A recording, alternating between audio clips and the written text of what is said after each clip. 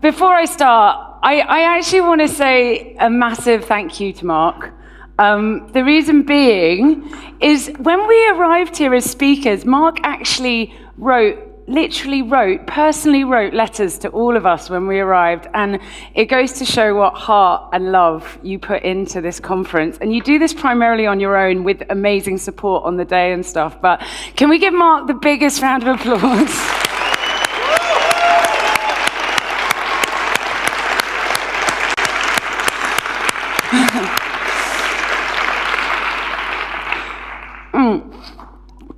So, I guess what I'm going to talk about is, I'm going to give you a bit of an overview of what the DOTS is, but I'm going to more give you what I like to call my warts and all story, like the highs and lows, and I guess the burnout points that have gone into making this platform a reality, and then the really hard things I've kind of learned the hard way. But before I do, can you raise your hand if you're a designer in the room? Okay, amazing. Can you raise your hand if you're a coder in the room? Okay, can you raise your hand if you're a coder and a designer? Unicorns everywhere. Okay, amazing. Can you raise your hand if you either work at a startup, thinking of starting a startup, or run a startup right now? Okay, amazing. So I'll give you a bit of an overview of what the DOTS is. I'm going to make you raise your hands one more time, but I'm just trying to wake everyone up. Can you raise your hands if you're hungover? Oh my God, you're so honest and I love you. Can you raise your hands if you have a profile on LinkedIn? Okay, can you put your hands back down again? Can you raise your hand if you absolutely love LinkedIn? Wow! Okay, come chat to me later. So Forbes very kindly asked, are we the next LinkedIn? And I guess the reason they asked that is we look after a future workforce that we like to call no-collar professionals. There is around 80 million no-collar professionals in Europe and America, and they don't have a professional networking place online. And what do I mean by no-collar professionals? Well, this is really everyone in the room. This is people that create stuff. My journey kind of started because I used to work at MTV, and I just realized there wasn't a professional hub online that was designed around me and my friends. And I guess the massive problem is LinkedIn has done a brilliant job of looking after that really traditional linear workforce. I mean, it's an old platform now in many ways when you think about social media. And, you know, don't get me wrong, they sold to Microsoft for $21 billion last year, which is mental. It's not like they've done a bad job. The problem is there is this new way of working which is much more fluid that is emerging that is just not being catered for by LinkedIn. And I guess the trends I started noticing when I was at MTV is me and my friends were working in a really different way than that kind of traditional white-collar way of working. And traditionally, everyone would be on a job ladder, so you'd spend like 5 or 10, 15 years in one job, and then you'd go to the next business. The way me and my friends were working was we were working on a more project-by-project basis. And so obviously there's the massive rise of freelancing. Who in the room are freelancers? Okay, good sprettering. But also there's a huge rise of what people are calling portfolio careers. So this is where you're working, say, 3 days one place, but then you've got your own side project on the side. And actually in the US right now, 43% of 25 to 35-year-olds have more than one job. And even if people are going into jobs, it is more on a project-by-project basis as opposed to kind of that really process-driven managerial roles you have in the traditional workforce. The other big difference I saw between that traditional community and the community that I was surrounded with at MTV was that our skill set was like grounded in creativity, and I use creativity in its broadest sense. We were coming up with ideas and trying to build teams around us to execute on those ideas. So I was like, there's got to be a better way. And so we created the DOTS. So I guess it's completely built around this more fluid type of workforce. So the way LinkedIn works, it's built around your traditional kind of CV, which is a very linear experience. The way the DOTS forms is people post projects on the site, but then tag the full teams around those projects. So for example, someone will put up an app and say, right, this was the UI designer, this is the UX designer, this is the growth hacker, this is the front-end engineer, this is the back-end engineer. And this site works like a living wiki of creative projects and the people and teams behind it. And from that data layer, we can make really good recommendations on who people should meet and who people should connect with. And it's kind of been magic watching the whole thing kind of evolve. And what I'm passionate about is helping everyone get credit for the work they do. Because a lot of times with awards, it's usually like the top 5 people who created a project who get the credit. But for me, it's about everyone getting credit for the work that they do. And if people are going to invest in us, something that I'm really passionate about is ensuring that that also leads to something that's going to benefit their career. So we're just over 2 years old in the UK now, but we're working with over 6,000 brands that use us to connect with talent. Everyone from Google to Facebook, Spotify, Net-a-Porter, arts companies like the Tate. At the core of everything we do is diversity. So I'm a sole female founder, tech founder. We are rarer than hen's teeth, and hens don't have teeth, by the way, for anyone who doesn't know that. And what I'm passionate about is ensuring that there is access to amazing, diverse talent. And the reason being is if we are all the same, our creative output is stale. And I experienced this firsthand at MTV, where we were just hiring mates and mates and mates. But if we all have the same experiences, come from the same backgrounds, have the same brains, everything we produce is going to be stale. So on the dots, we're currently 61% female. Men, I do love you, by the way, sorry. But it's funny, I got a bit of shit for this on Twitter recently because someone said that's not very diverse. But the honest truth is LinkedIn actually skews the other way. So if we're readdressing the balance and making it easier for companies to connect with brilliant, diverse talent, then that's what I'm passionate about. And I don't know about you, but when I sat in the auditorium yesterday and I heard Joshua talk about how, his experience with Taylor Swift and how, women are perceived differently from men, I swear to God, I nearly ran across the stage and hugged him. This is like a personal call out to every man in this room. We need more men who give a shit about diversity. And the reason being is because of this asshole. If we want to live in a world that is created by the likes of Trump, then we should stop caring about diversity. But I think none of us want to live in a Trump land. And so please, any man in this room who's a passionate diversity advocate, please come and see me, because 1, I'll give you a hug, and 2, I just know loads of networks that you can help in. And I guess, why am I so passionate about this space? I guess the robots are coming. And we are entering a massive age of automation, and we are going to see huge disruption of already blue-collar working. White-collar working is not safe at all. And has anyone been on the BBC website, where you can put in your job title and it will tell you how quickly you're going to be automated? So good. Go on there. By the way, everyone in this room is safe for a while anyway. But I'm really passionate about this space because there's 3 things that machines don't do well yet. They don't have empathy and understand empathy. They don't have common sense. And they can't mimic the human capability to be creative. And I use creativity in its broadest sense. These are people coming up with ideas and building teams around them to execute on those ideas. And that's the community we look after, and that's why I'm so excited about this space. It means my community's jobs are safe for the next 5, 10, 15 years. I will say, though, there might not be enough jobs to go around, and so it is our responsibility as creators to work out solutions for the people that get left behind. So I guess that's why the Forbes called us the next LinkedIn. But I wanted to give you a bit of a background of my kind of journey that's gone into starting this platform, the highs, the lows, the things I've completely fucked up. Sorry, I shouldn't. Anyway. And then a few learnings I've learned along the way.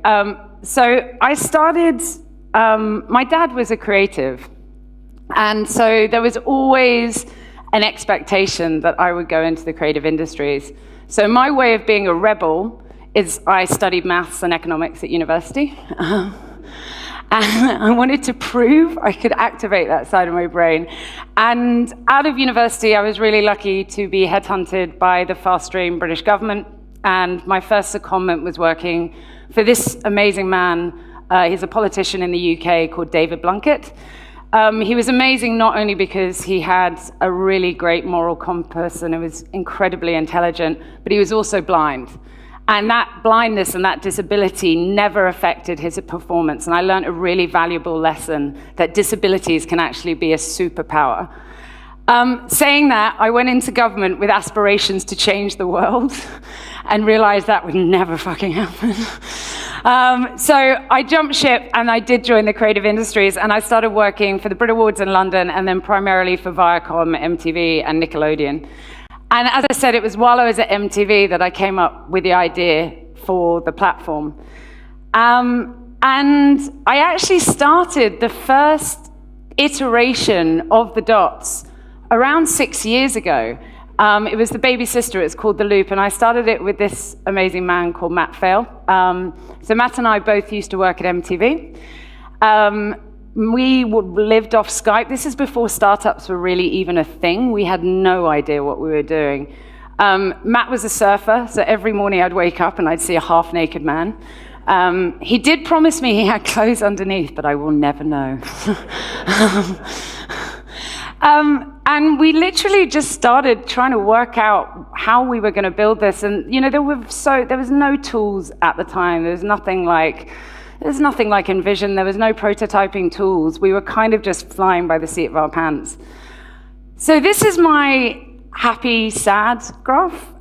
This is my journey that has gone into making the Dots a reality. So everything in the top quadrant is when I'm on cloud 9, I'm going to take over the world, it's absolutely amazing. Everything in the bottom quadrant is when I'm crying on my husband's shoulder, what the hell am I doing? I want a full-time job. So the reality of what happened in Australia, we went through kind of literally just brainstorming the whole idea down the pub.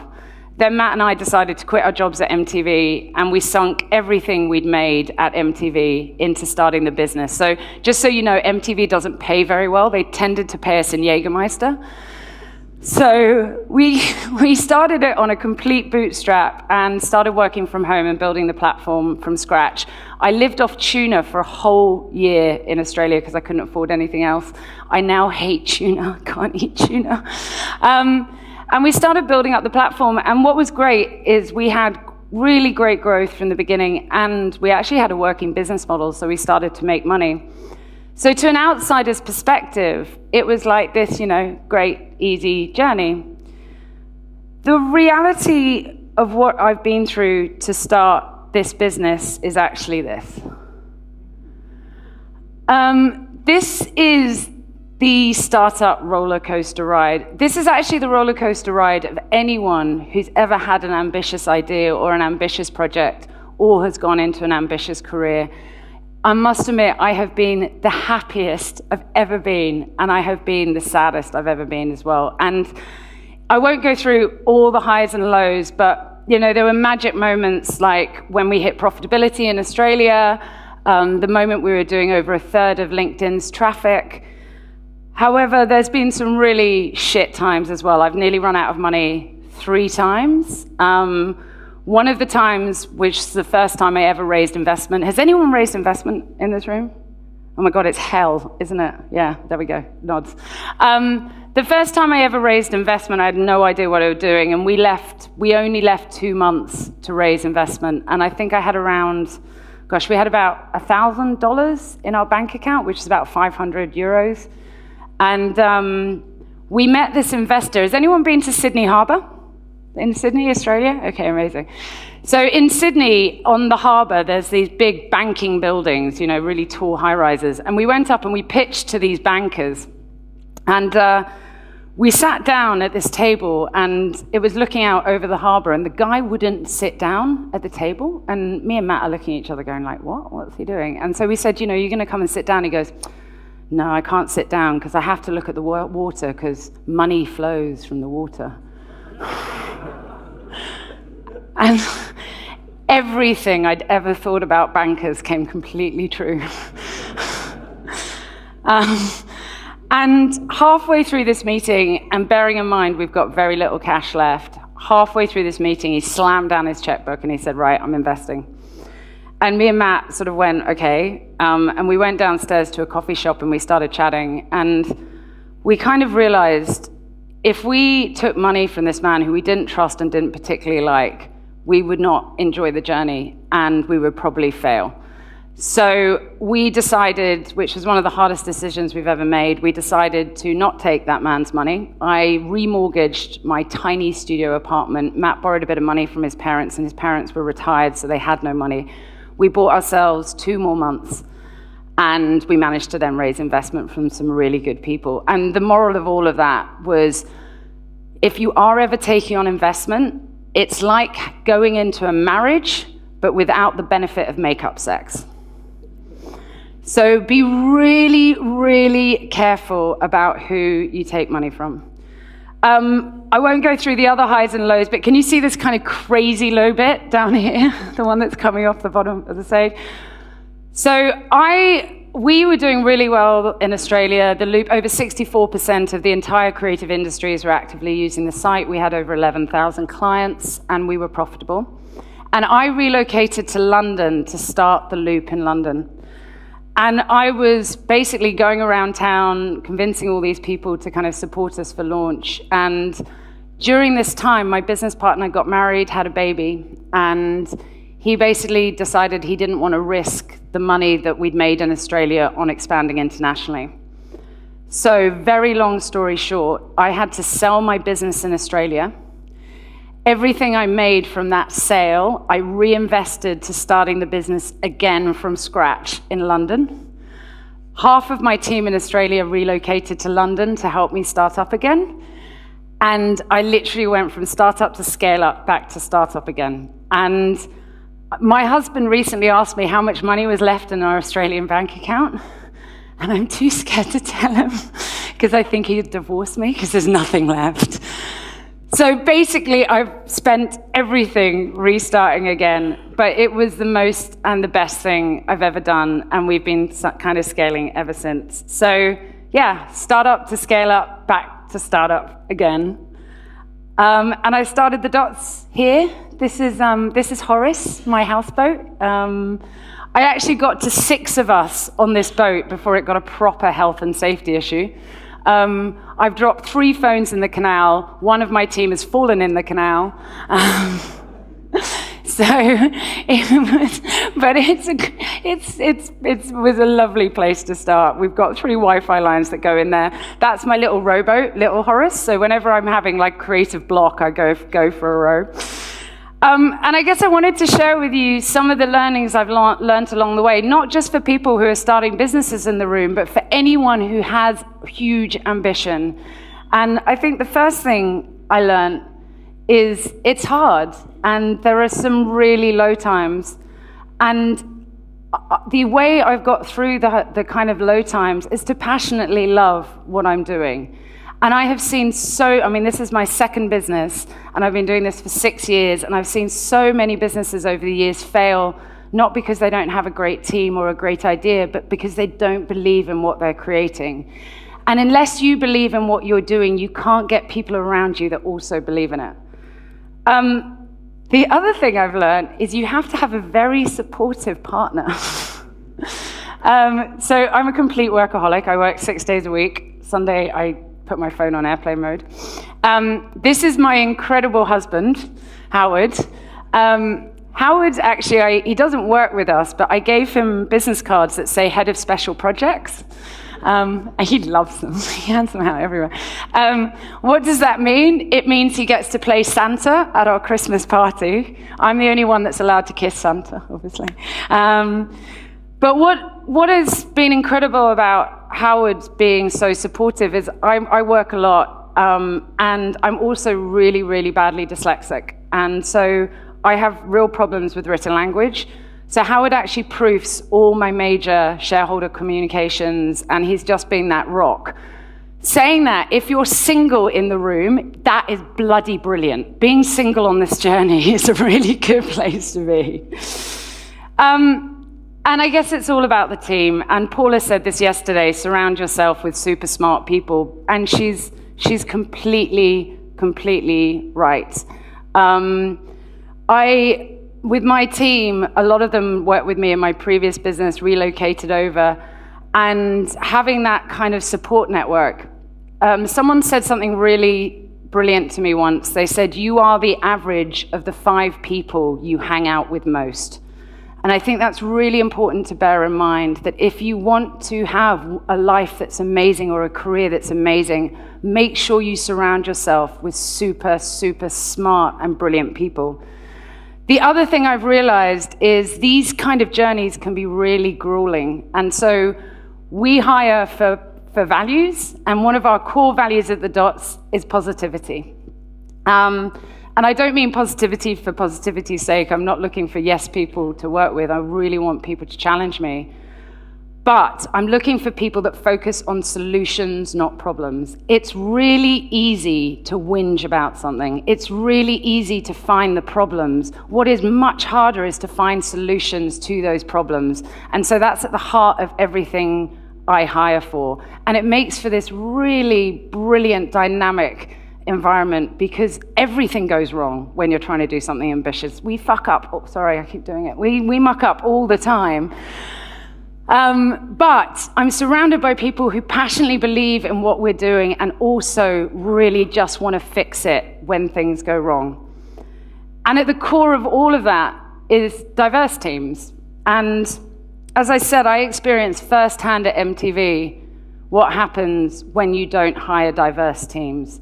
And there is so much evidence now that diversity leads to great creative outcomes. And I think Steve Jobs put it best, that creativity is all about connecting the dots. And if we all have exactly the same experiences and the same sort of brains, we are not going to come up with great, innovative, great solutions. So I'll give you an example. We did a load of research on how women use our platform and how men use our platform. So what we found is, for example, when it comes to search, men on average, and there's always exceptions, men on average prefer free text search, and women on average prefer to be signposted through drop-downs. Again, it's averages, there's exceptions either way. But what was interesting about that is, at the time, my engineering team was around 60% male, 40% female, and they were subconsciously building a product that was more masculine. However, most of my clients are women. And so this whole thing, the reason diversity is so important is because you end up subconsciously building something for yourself and not for your users. And I'm actually as guilty of bias. So the other day, I was helping put together a newsletter to go out to our community, and I sent it to my product manager, and the only people I featured in the newsletter were women. And he was like, what are you doing? And I'm like, shit, I'm subconsciously biased. So we all have biases, and that's why it's so important to have diverse teams around you. And unless you ingrain that from the beginning, it's really hard to change later on. And when I'm talking about diversity, I'm not just talking about gender or ethnicity or sexuality. It's also about different brilliant types of brains as well. So I'm desperately dyslexic. I actually, on my email, who's dyslexic in this room? Anyone? Okay. In my email signature, I have this email signature that says delightfully dyslexic, excuse typos, because it forgives every sin I ever send. Feel free to steal that if you are dyslexic.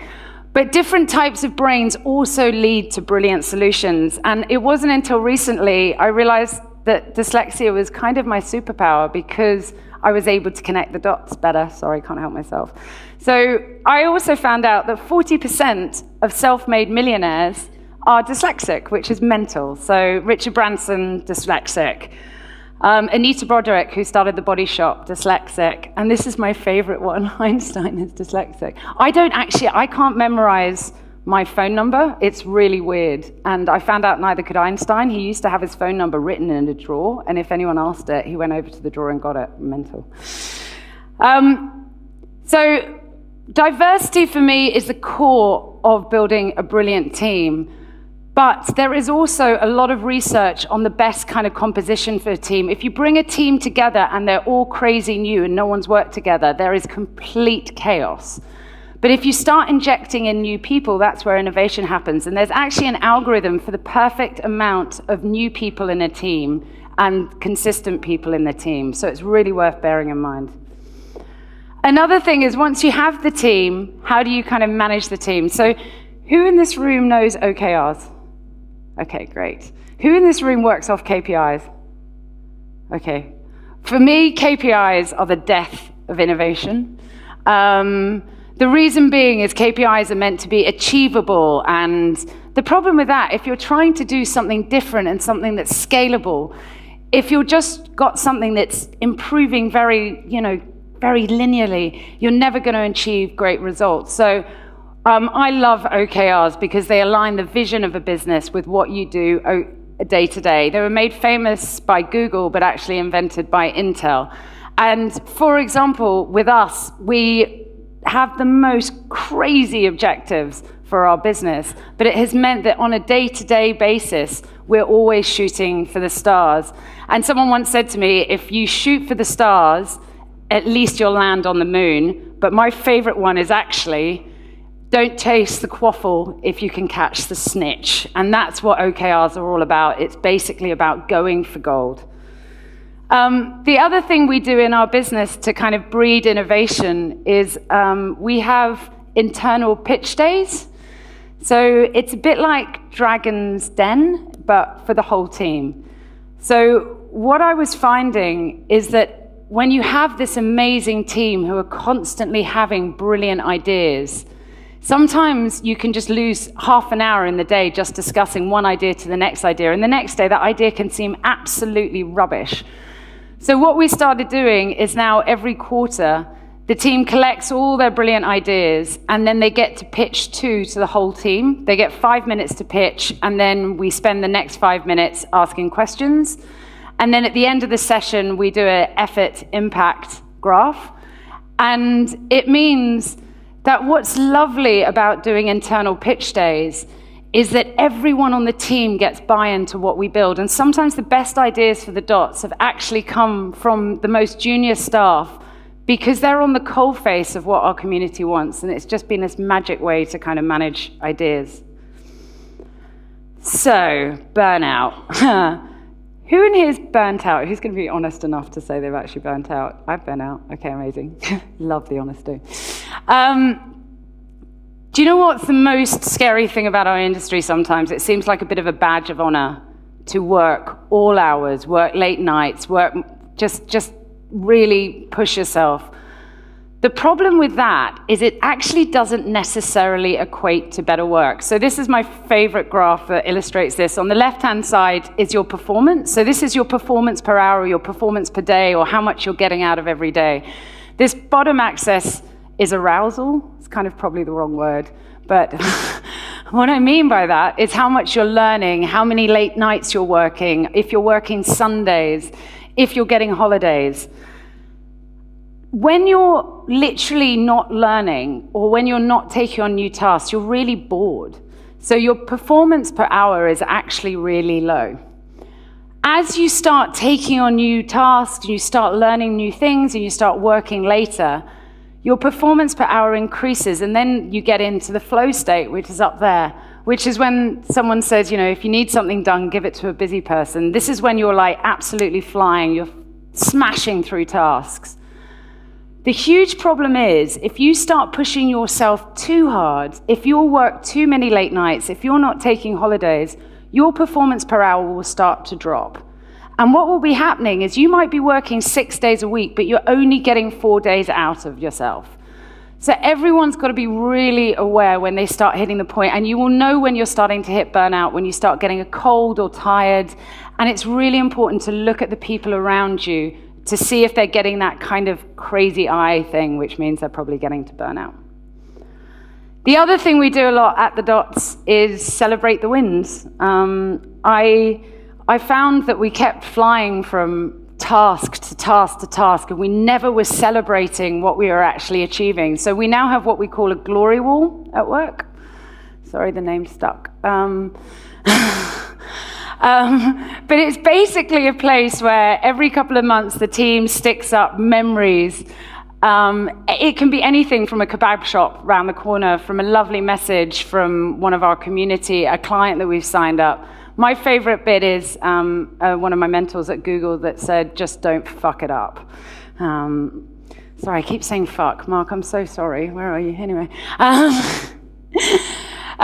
For me, also, the one thing I've realized is I don't know anything. I'm constantly learning. I think they've actually said one of the skills of the future is being able to continuously learn, because we don't actually know what's going to happen, but if we can keep learning, we're going to stay ahead of the 8 ball. So I'm really badly dyslexic, so I can't read physical books, so I listen to audio books. So I walk to work every day, or I cycle to work with a speaker on the front listening to books. Always workbooks in the morning, always really trashy novels in the evening. But what I've learned is, like, I could read loads of books just about what I do, but actually the most insightful books I read are the ones that have nothing really to do with what I do, and that's where most of my creativity comes from. So I've been really fascinated in what makes people happy. So a year of living Danishly is brilliant. I'm also fascinated with the future of work, so the rise of the robots is brilliant, and obviously I'm a complete feminist. So for any women in the room, so History of Britain in 21 Women is incredible, partly because when I was at school, I never learned about these women, so it was amazing to learn about them. And then I love Lean In by Sheryl Sandberg, which lots of people don't enjoy, but I do. So I guess what's the whole kind of point of all of this? I guess it's been really tough doing this journey, and it's been really tough building this product. And I have learned that when I'm down at that low bit, when I'm kind of in the peak, the trough, that's when I actually learn the most. And it's also been the most amazing, rewarding, brilliant thing to build your own product, build a team around you that you love and is like a family, and actually see it come to life. And you know, we're over 250,000 members in the UK. We've got 6,000 brands that are using us. And it's kind of mental watching that come to life. And does everyone know who this is? So this is Seth Godin. And he explains starting an ambitious product is a bit like, you know those balloons you had when you were a kid, the ones that were really like long? You know when you're just puffing? Oh God. You know when you're puffing and puffing and that balloon won't inflate? And then slowly the balloon starts inflating more and more and more. And that's what I felt this product is like. It gets easier and easier the more I push and the more persistent I am. And so I guess my whole takeout from this talk is, I'm not telling you it's going to be easy, but I am telling you it's going to be worth it. So that's